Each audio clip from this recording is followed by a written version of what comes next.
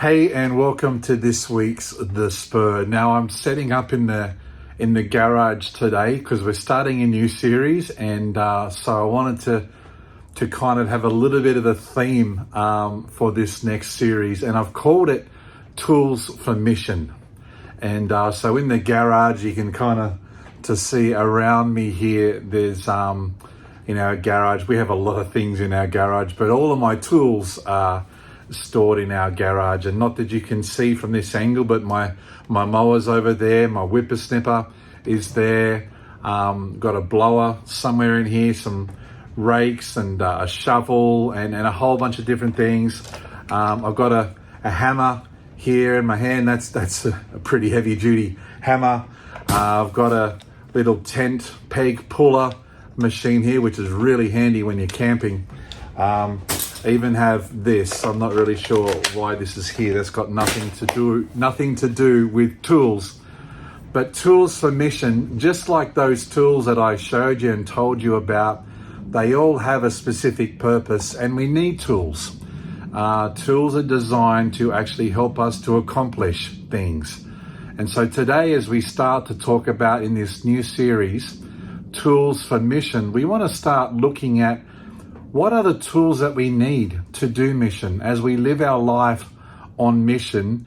And we want to do that, and we want to do it well. But sometimes we get a little bit stuck because we don't know how to start. We don't know what we need to do mission.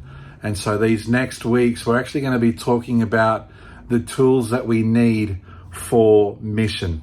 In Mark chapter 16, verse 15, it says this, and he said to them, this is Jesus speaking, "Go into all the world and preach the gospel to all creation."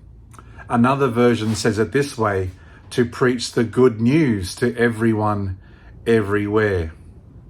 And so when it comes to mission, that can seem a little bit daunting. That's a big ask, and it's a big task. Where do I even start with that? How do I do that? And for many people, we don't feel equipped even to do that. That's why we're talking about tools for mission. That's what this series is all about, being equipped with the tools that we need to live our life on mission for God. And they're the tools that we always will need. And so today we're going to start with the first tool. I'm not going to suggest that it's the most important tool. And so these tools aren't going to be in any specific in order. It's not like it's going to be from the most important to the least important. Every tool has its place. Every tool has its role and its job to do.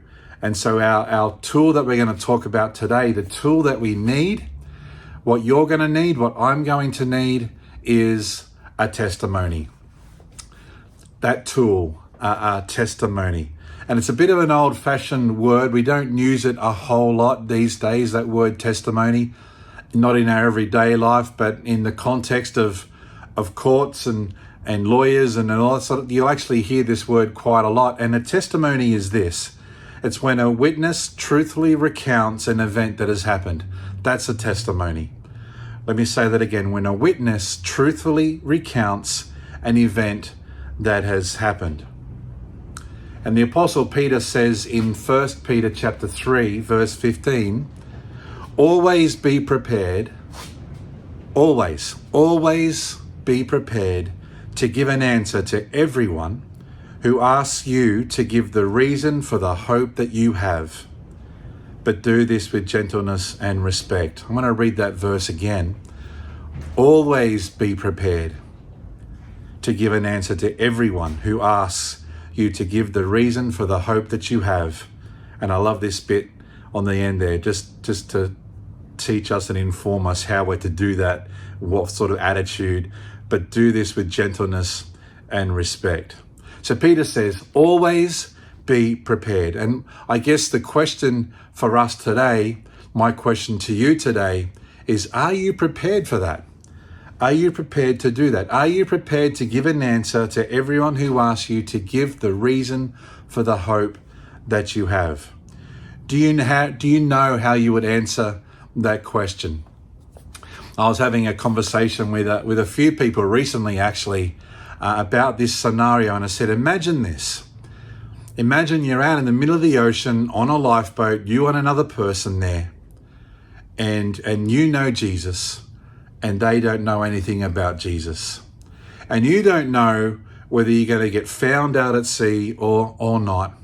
Hopefully, eventually you do in this hypothetical scenario. But here's the question. If you had to communicate the gospel message to that other person, would you be able to do it? Where would you start? How would you start? What would you say? Would you start with your testimony? Would you start with what Jesus has done? I mean, it's all part of the same testimony. So here's some prompting questions for us. Would you be able to tell someone the good news? What is the good news? Can you describe what Jesus has done specifically in your life?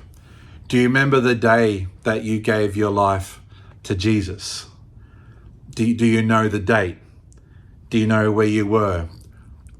What changed in your life that day or since then?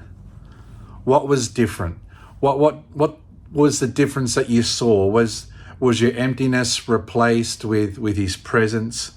Did you find yourself now having a really deep sense of peace? Were you filled with the assurance of God's love? Did you have a hope for the future that you didn't have before? Did you experience that freedom from sin, freedom from addiction? Now, I decided to fully follow Jesus on April 15th in 1990. And I just for fun, I looked that up. That was 12,199 days ago. That's pretty cool. For me, that's pretty cool. So the question, the spur for us today is, what is your testimony? Can you tell it? Because Peter says we're going to need it. So I want to encourage you, just as we're finishing this now, to sit down, take some time and write it out. Can you articulate your testimony? Can you articulate what Christ has done in your life? Can you tell someone the good news of Jesus, what he has done for all of humanity, and specifically what he has done in your life as well? And then I would encourage you, once you've taken some time to write it down, say it out loud. Could you do that? To take some time. You might just want to, in your car, when there's no one else in your car, just practice sharing your testimony, so that, as Peter says, that we will always be ready, always to be ready to give the reason for the hope that you have. So that's the first tool for today, is our testimony. The first tool in our gospel mission toolkit is the tool of a testimony. Take some time and write that out, so that you can always be prepared to give that answer. God bless you, and I'll see you next week. Bye-bye.